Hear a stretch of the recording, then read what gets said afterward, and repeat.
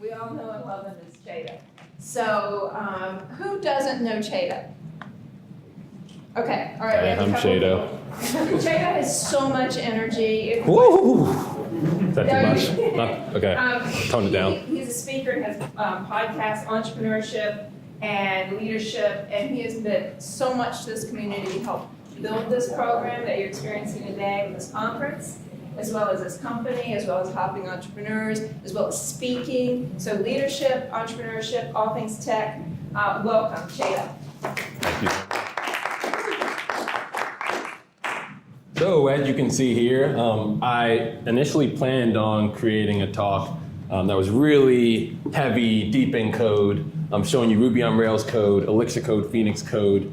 And by the time I got to the end of it, I didn't have a line of code written, still haven't compiled or created any Phoenix. So I kind of like renamed it. So it was a little bit of a bait and switch. So you all here, thank you for being here. I want to have a conversation. So it's actually going to be really easy because there's like 10 of us in the room. Who here is a software developer?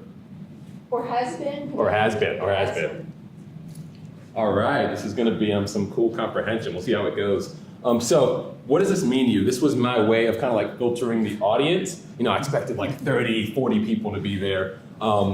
We have like 10, so I actually won't let you leave. I'll ask you anyways though. So when I say Raspberry Pi, if the only thing you think about is like a delicious pie, you may not be the right audience member because I'm going to talk fairly technical, and I'm assuming all of you know a lot more about me, a lot more than I do about technology and programming, that sort of thing. So if all you imagine was like a little piece of pie, some of this may go over your head. As I mentioned, though, I can't allow you to leave now because that would just hurt the numbers too much. So we'll talk about my journey as a coder, just to give you a little bit of an introduction. Started in elementary school, so back in 1997, 98, I was kind of like top of my class as far as coding is concerned because no one was doing it. So I was working on HTML, building computers. My dad's a software engineer. And so I was like, kind of like a big deal in like my own nerd circle of me and my father. Get to high school, meet some other nerdy kids and realize I didn't know as much as I thought. But still, not that many kids my age were programming, coding. Started working on Ruby on Rails, started working on Visual Basic.net. My dad said if I wanted to have unlimited video game time, I had to create my own game. So I was like, okay, sweet, yeah. Create a game, and obviously if you've done some programming, like the amount of work required to create a game that is fun is a lot. So he kind of won that exchange. I created a game, but it just really sucked. It was like a dropping maze game or something like that. Get to college, JMU Computer Science. Everybody thought I was a basketball player. I was not. Computer science major, they'd be like, oh, really? I got used to that, just rolled with it. I was at the doctor's office once and thinking, yeah, respectable businessman in the elevator with somebody. And he comes up to me and he's like, JMU basketball, right? I was like, no, computer science. He's like, oh.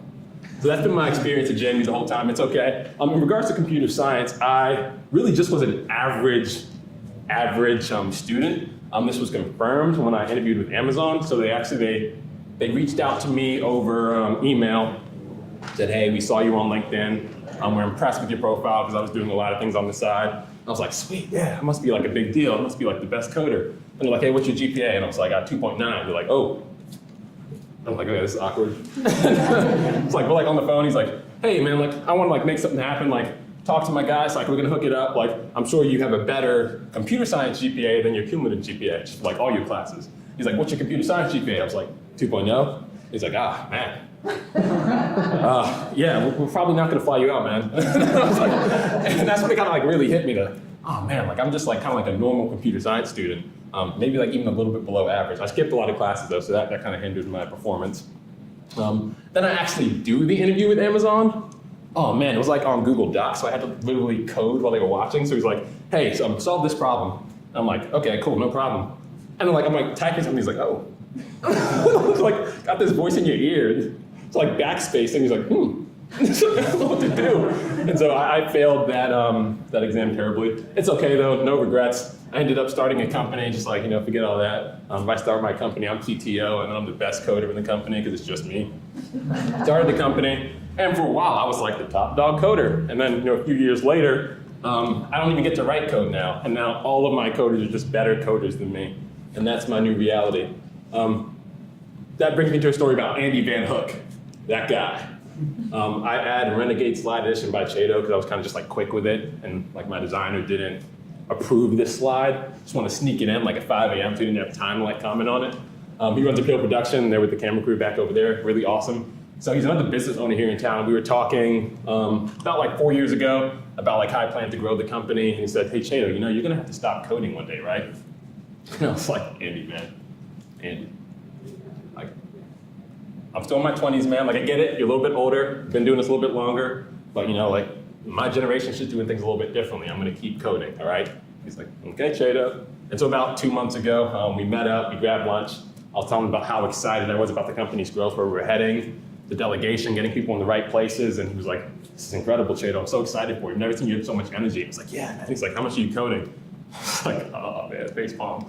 So all I have to say, we're going to talk a lot about system design, not as much about code. My intention was to be all about code, but I think just based on the reality of the fact that I don't really write that much code anymore, and I spend more time on system design, that's what this talk ended up being about. My team that stars guys like Eric, he's a Ruby on Rails developer, so he's that one. I'm just really the Charlotte, you know, so, and my designer also did not approve this slide.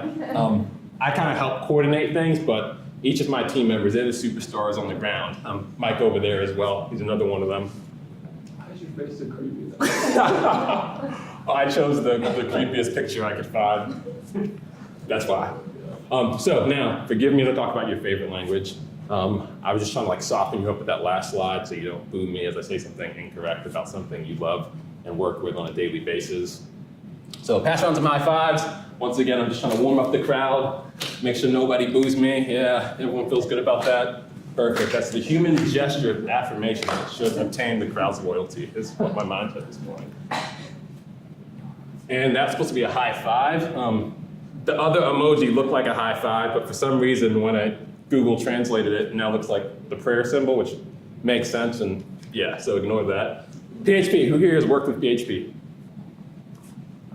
Awesome, pros and cons of PHP. Eric, go. Pros is it's most of the internet is still using PHP. Cons is it uses question marks. What do you think, Morgan? Any pros and cons for PHP that you want to point out? Oh, I mean, because it was free and open source, it was the pea in the lamp stack, and it was the food for massive amounts of innovation. Facebook is built on PHP. WordPress built on PHP. I mean, there's a lot of developers. There's a huge community. It's very well supported. You know, it's robust. Awesome. Good answer on the pros. So WordPress is one of the pros when used on the right projects. Laravel is great for building web applications. Very low barrier to entry. You can start writing some PHP tomorrow and deploy it to a server in a couple of seconds. Hosting is very simple. Very huge community. Some of the cons, WordPress, when used for the wrong project, it's kind of like the cool uncle on PHP is. Like you can just kind of do whatever you want, so it's really easy to write bad code, which really frustrates me. And it's slow. And so we did a lot of PHP in the early days. We're doing less these days, but that's one of the languages we've been playing with. And I'm telling you about a few of them to kind of lead you to the thought on microservices. Then Golang, I assume there are probably no Go programmers here. Maybe Morgan's played with it. Yeah, I assume that's correct. Super fast, compiled, concurrency is built in, it's extremely portable. But the cons are there's a limited community, there's not a rapid web development framework, and simple things can get really complex really quickly, and there's a higher barrier to entry. Python, any Python developers? Wow. Yeah, of course, Morgan. I'll just assume Morgan's played with all of these. So Flask is great. Django is supposed to be great. I hated it, but I'll list it as a pro. It's mature, cross-disciplinary, so it's really respected in math, science, AI, web. Python's just a really well-rounded language with a lot of maturity. Cons are it's slow. Python 2 verse 3, you've got to be kidding me. That's been like a thing for like the past 10 years, and I'm not even kidding. Are we on to Python 3 yet? We're still kind of in the middle. Apparently, like in a year and a half or so, Python 2 will finally be no longer supported. System Python updates are an absolute mess. Oh my gosh, and I know I should have been using virtual env. But if you try to update your system version of Python, you will hate life for those 2 hours. When I'm writing Python, I'm just kind of like, I don't know. I never really choose it as my language of choice these days. Then Ruby, mainly through the context of Rails. Pros and cons. So pros, really rapid development. It's very easy to maintain. It's very opinionated, so that's really good when you're working on projects that you inherit from someone else. You know, things were done a certain way. Very quick. There's lots of magic. So everyone gets magic, just like magic sprinkled everywhere. Cons, it's a memory hog. Gosh, you'll end up, if you're on Heroku or something like that, you're going to spend a lot of money on services because it just uses so much memory for like simple things. Slow, and it's just so much magic. Like it gets to a certain point where it's just like, why is this happening? And it's because this magical thing's happening over there. And so it's nice when it does things for you, but it's also frustrating when a good software developer can't look at a piece of code and understand what it's doing because there's like magic Rails stuff behind the scenes.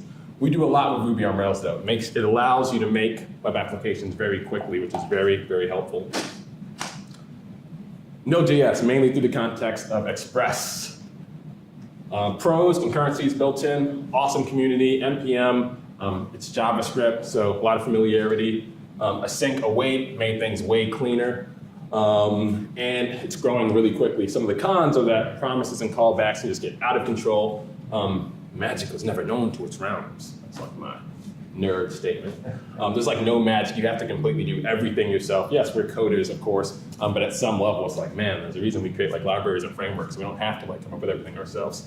Code anarchy, so like everyone does it a little bit differently. So if you inherit a Ruby on Rails project, you kind of know what to expect. With a Node project, it's like, oh, they did it this way. And it's growing too fast. That's obviously subjective, but man, it's like every other day they're releasing a new version of Node. It's like a new library, a new way of doing things. So things are happening really quickly. We built some really big code bases in Node. And like 3 months in, they're like regretting some of the decisions because like a new library came out. So finally, Elixir with Phoenix. I haven't written any code with Elixir or Phoenix other than just stuff as I've read through the documentation for Elixir and Phoenix. So I like it the most right now. So pros, concurrency is built in, it's fast, it's opinionated. It's like a responsible user of magic, so there's just enough magic, like it does some things for you, but not too much to the point where you can't see it.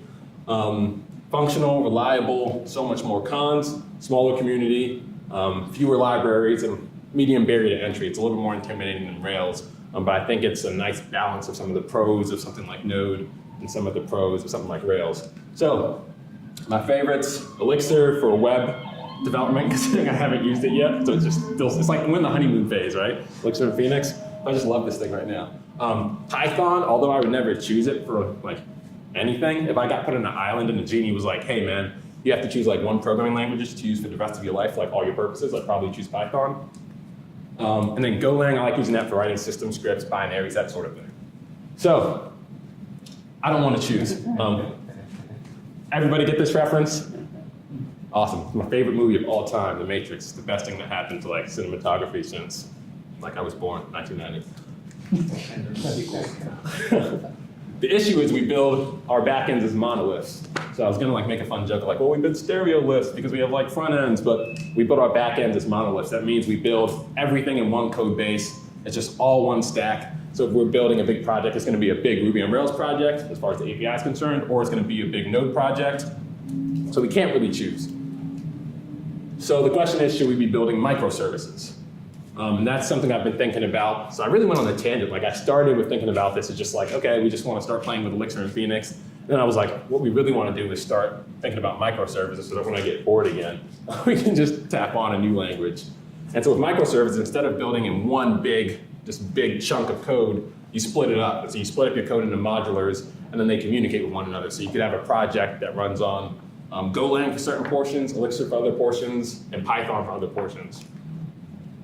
Monoliths, pros and cons. Pros are, it's very simple for DevOps. It's good for smaller teams. You know, if you have like a small team of 3, you know, we're a small team. If we have 3 devs on our team, it's a lot easier to just everyone to just do Rails as opposed to have one guy who's doing Rails, one guy doing Node, one guy doing Python. Then you have no cross coverage. It's a lot easier to test, less thought required. It's kind of like going out and grabbing a beer with a friend. You just kind of do it. Just, okay, let's just go make this happen. No thought required. But cons are language lock-in. So you start working on something, and then you realize like, oh, this is the wrong tool for like this other problem. Single point of failure, just all one big code base. Of course, yeah, you can distribute it, host it a little bit differently. But large, intimidating code bases. So as code gets larger, it gets more and more overwhelming. If you have a new team coming in, they just want to do something simple. They have to like get an understanding of everything before they can do that simple thing. That can actually slow down development. Entangled functionality, similar to that, where changing one thing can drastically affect another, and it's really hard to see where the dependencies are. Microservices, the pros and cons are pros, small, clear purpose applications. So it's very clear what each application is for. So you can have a chat module, an authentication module, you can have a directory listings module. Everything is isolated. You can always use the best tool for the job. So you don't have to say, well, because we're building Ruby on Rails, we're going to have to figure out the Rails way of doing this. You can just use whatever you know is going to be the best way to solve the problem. And then isolated code bases. So Eric can be working on Ruby on Rails. John can be working on like Node.js, and they're just doing their thing. Like they don't have to worry about the other to some extent. The cons are complex DevOps. Now you have to deploy in multiple different places, deploy servers with different stacks, just different database, different everything. Challenging for smaller teams for that reason. For that reason, testing requires extra layers because now when you test, you have to test the Node app, the Rails app, and they're going to have some crosstalk, of course. And so now you also have to figure out a way to test everything together. It just requires more thought. It's like wedding planning. So like the other monolith approach is kind of like going out, grabbing a beer with a friend. Building with microservices is like planning a wedding. You have to think about a lot and do it the right way. Otherwise, when it comes to the big day, you bring everything together, like it's going to fall apart. Any questions yet? Sweet, that means I'm making a lot of sense or none at all. So what I want to do is I want to attempt both. As I thought about it, I don't want to completely commit to building our apps completely with microservices just yet, because one, we're a small team, and two, it's just that's a huge leap considering we've built mostly monoliths. So what I want to do is I want to really split hairs here, but I want to build. Before we used to build really large monoliths the standard way, right? Just whatever the standard Rails way is. I'm just using Rails as an example. That could be Django. That could be whatever framework you're using.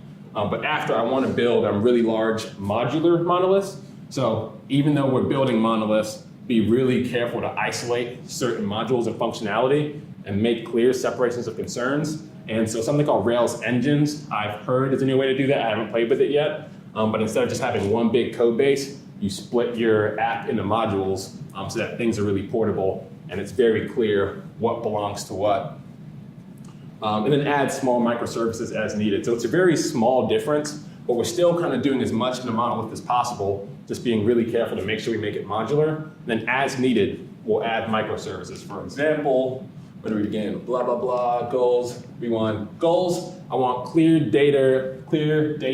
So I'm from England. I was born in England. So every now and then I say a word and like my English accent just like sneaks out and I'm like, oh no, I'm sorry, I'm American, I swear. So that's what just happened there. So every now and then I say like data or like I see like a vase and I'm like, pass me the vase. I'm like, So if you hear that, that's what's happening. Clear data ownership. I want to make sure it's very clear which application owns the data. I don't want there to be weird fighting matches between data. That's going to lead to conflict, confusion. Dry authentication. I don't want to be re-implementing the authentication protocols across different microservices. I want it to be one source of truth for that authentication, so it's very clear how we authenticate our users. And then 3, dry model definitions. I don't remember that was there. Dry model definitions. So for those of you who have done a lot with web application frameworks, you're familiar with MVC, Model View Controller. I don't want to have model definitions in my Rails app and then also model definitions in my Node app and then Phoenix app for the same set of data. Because that's just asking for trouble. When Eric's working on something, decides to change something, someone else changes something, where do you put the migrations? Where do you define the data? Like I don't want that to be a thing. So I made up a few definitions. Well, obviously data sets. So in this context, I'm just talking about a group of tables in the database. So for a mod, so assuming that you had the monolith and the microservices sharing a database. They don't have to, they could have different databases. But if they were sharing a database, you just prefix a table with whatever the prefix would be. So for example, for like an authentication module, you could prefix all those tables with like ATN underscore or something like that. For a chat module, you could prefix all of your tables with something like CHT underscore. And then this terminology, it's probably not proper, it just made sense to me. A host app, in the context of any given data set, is the app that owns and has full reign over whatever that data set is. The Parasite app is the app that utilizes data that's hosted by another app. It's probably not technically correct. Morgan's like, oh gosh. I kind of like the alien metaphor. I watch lots of sci-fi. So an example, that's what I was getting at before. So for an authentication module, we prefix the table with ATN. So the host app for this module would be our Rails app. So if we have a Rails app we've already been working with, we have a module for authentication, it lives in that module. And then we decide we need a microservice. This is gonna be a Parasite app in regards to the authentication data, like users, passwords, all that stuff. It's gonna access that data through the host app. And another example for a chat module, Elixir and Phoenix is just gonna be way faster and way more concurrent than Rails. So it would be the host app for that data set in the table.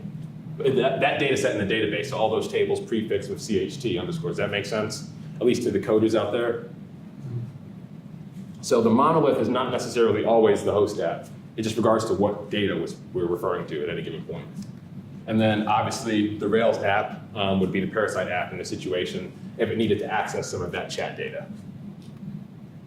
Okay, so the question is, how does the Parasite app access data that's on the host app? So you have the direct database option. So obviously you have a database somewhere, so you can just directly give it credentials, or you can create a RESTful API and then have the Parasite app communicate to the host app to get data that the host app is in charge of. Pros of direct database access is the most efficient. You have absolutely full control, so it's just kind of do whatever you want. If you go the RESTful route, you're going to be introducing just an extra layer, another programming language, another protocol. Now you're not just doing like MySQL or Postgres, now you also have like HTTP in the mix. The cons are duplicate model definitions, unless you're going to write raw queries, which would be even worse. Easy to ignore data ownership. So, you give somebody keys to the city, it's like, hey, like, kind of like Airbnb guests, right? You let Airbnb guests in your whole house, but you don't lock your doors. Like, hey, just don't go to those rooms. It's just bound to like lead to issues. Someone has a good time and then one thing leads to another. That's one of my lazy phrases. One thing leads to another. I love it. It saves me so many words. My wife hates it. It's like, hey, one thing led to another. So RESTful API access. So pros, clear data ownership, no duplicate model definitions.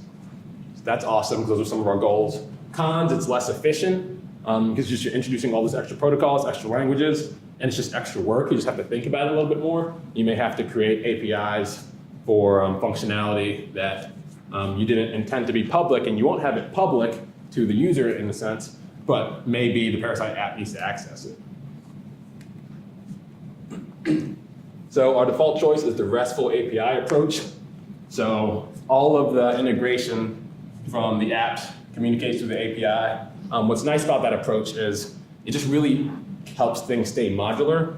So this app could be using MySQL today. Maybe tomorrow it switches to like Postgres.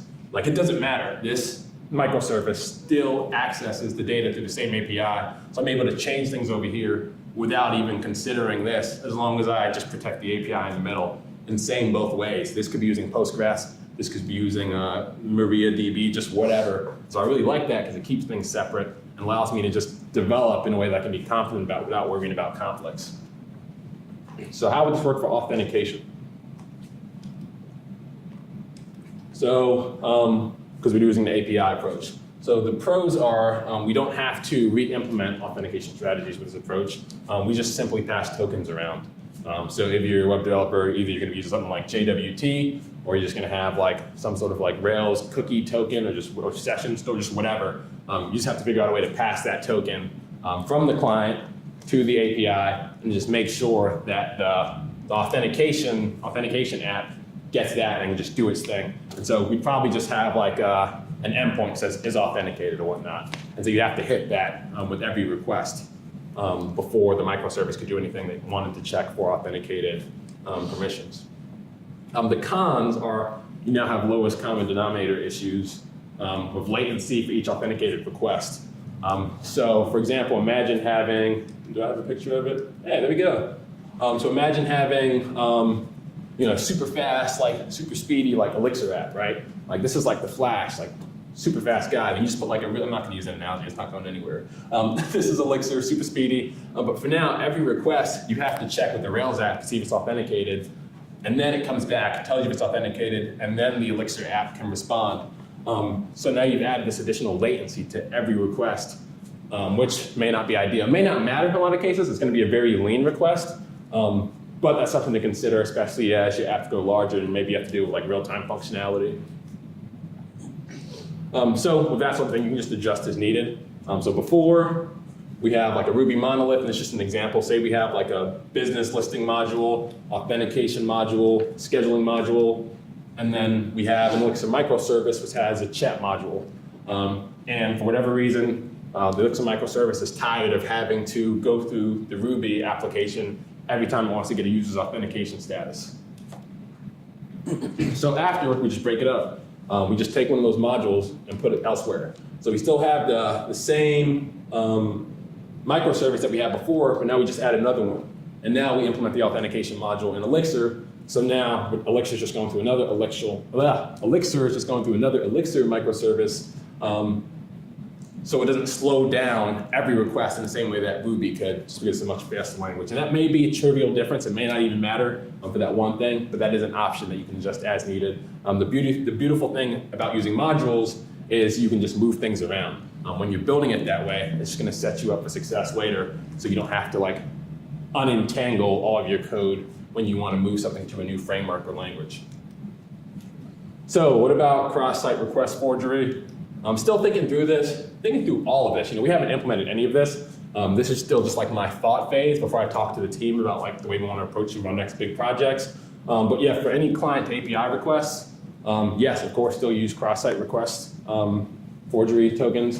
But for API communication, you shouldn't need it because those are two trusted parties. And so as long as the client API interaction is still making sure that the CSRF tokens are passed, the API communication behind the scenes shouldn't need that. In theory, still thinking through that. So tentative plan, build as much as we can in modular monoliths, add microservices when that seemed like the best option, have microservices communicate with each other and the monolith via REST APIs, no cross-site request forgery tokens requirements for API to API communication, no language lock-in, which I'm really excited about, move modules to microservices as needed, spelling. I think that's it. So it's all theory, still thinking through it all. I didn't get to write code, I'm just really accepting that I'm not really a coder anymore. I'm just kind of like a theorist, a theoretical coder, which sounds cooler, I guess. So time for questions, comments, and feedback. Thank you.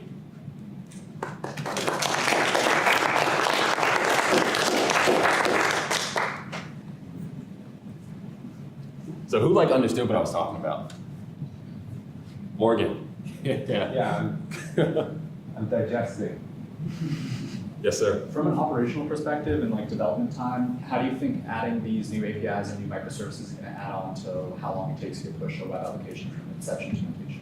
Good question. Yeah, so I think there'll be some upfront cost, but I think long term it's going to save you a lot of time. One of the issues we find is as we build these monoliths, they just get kind of larger and larger, and then simple changes just become really daunting, and it just really shouldn't. But as the project gets larger, that just kind of happens. So my theory is that by just being really intentional about building modular monoliths as opposed to just the standard monoliths, we'll take more time on the front end as we think about it and create these extra APIs. But in the future, it shouldn't be as hard to make changes. And in the future, making change, especially with the microservices, you can just work on this one thing and you know that as long as I protect the interface, which is just the REST API, things will keep working. So in theory, we'll take a lot more on the front end and a lot less on the back end. That's the nice thing about like calling yourself a theoretical coder. I call myself like code agnostic. It really just means like I'm not really that good at any one language anymore, but it sounds cooler. But like being a theoretical coder is like, well, in theory, here's my answer. I never have to like be sure about anything now. It's great.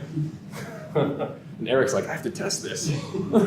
Yes, sir. So just from a feedback perspective, one of the things that occurs to me is that, you know, back in the LAMP days, right, you build a PHP-based or application or any client-server kind of application, right? You'd have to build HTML, CSS, JavaScript on the front end, and then PHP or Ruby or whatever, Python on the back end. Mm-hmm. And, you know, they had to hire two sets of developers because nobody was sort of expert in both things, which is kind of the reason why they created Node, right? So you could do JavaScript on the server side and JavaScript on the client side, which, you know, led to the creation of the full stack developer.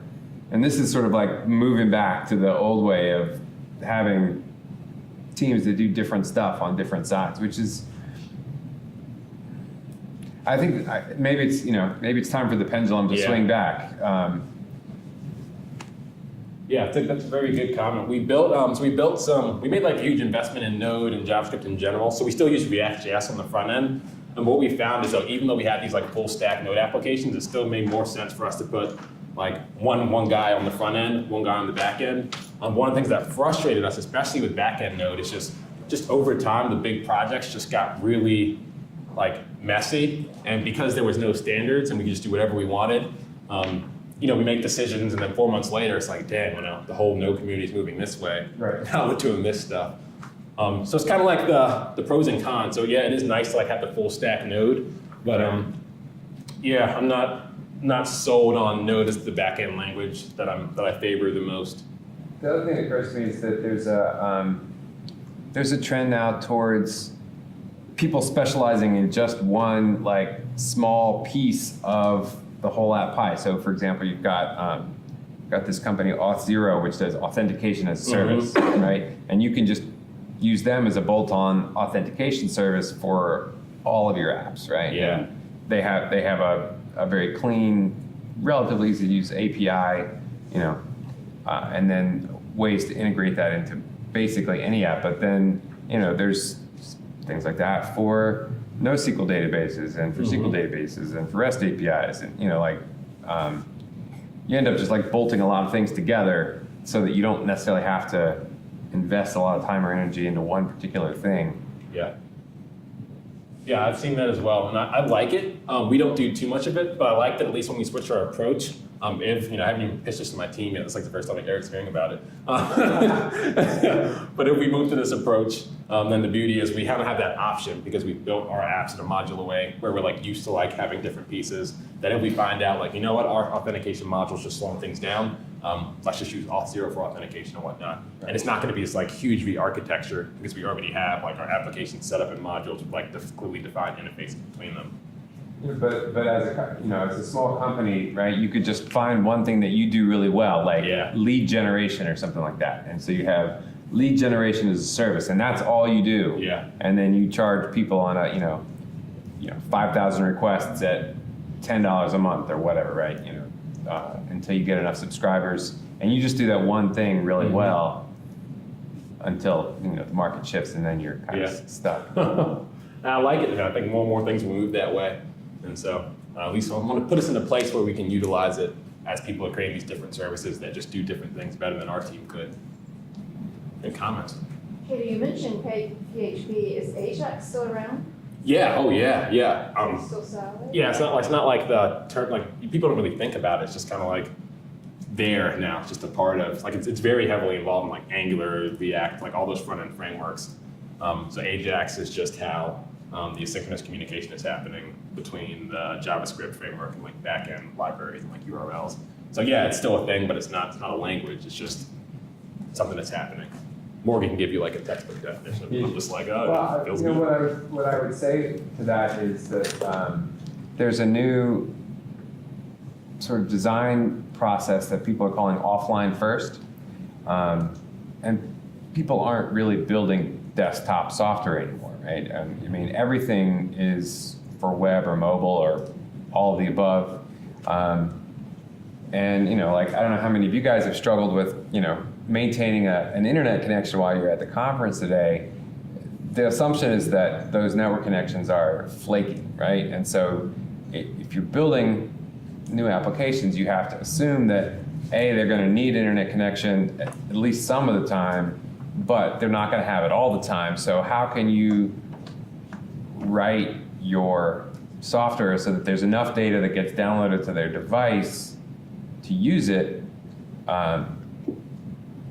at the same time that they can get up, they can sync with a with the remote data source when necessary, and it's still tough to wrap your brain around. I still don't fully understand. I understand the basic concept, but I actually haven't I'm like Chiedo, I'm always learning new stuff and never finishing projects because but it's fun to play with. Yeah, we mastered this one offline storage technique or offline app technique, and then it just got deprecated. It's well, dang. App cache. Yeah, it's we learned that, and now it's not a thing. Which one is that? I think it was app cache. App cache. Okay. Yeah, Couch TV has, I think it's called couch and pouch or something. That they rhyme, and devs naming things. basically you could have one version of the database on your device and another one in the cloud. And so if you think about it a chat app or something social, right? There's hundreds or thousands, or if you're really good, millions of users who are all chatting at the same time. Obviously, I don't have to download all millions of users' chats to my device, but just the ones that are relevant to me, so that I can add messages when I'm not necessarily connected. And as soon as I connect again, it'll sync my local version of the database with the remote version of the database in sort of a transparent way. It's so impressive. It sounds cool. I haven't successfully achieved it yet. I've read the tutorial, and it's harder than it sounds. Yeah. You have a question? Yeah, so you mentioned one of the downsides is the complexity of DevOps. So as far as Elixir as a microservice, is there a standard best practice within the community as far as deploying? Yeah, I think it's called Gig Elixir. So you can put Elixir on Heroku. So I wouldn't say it's not going to be more complex than just any other deployment. It's just we have multiple deployments that we have to think about.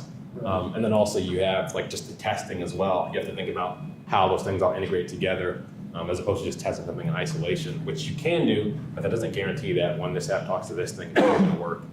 Right, okay. There's Gig Elixir is through Heroku then? No, so it's a competitive Heroku. So Heroku works, but it has limits on the number of concurrent connections.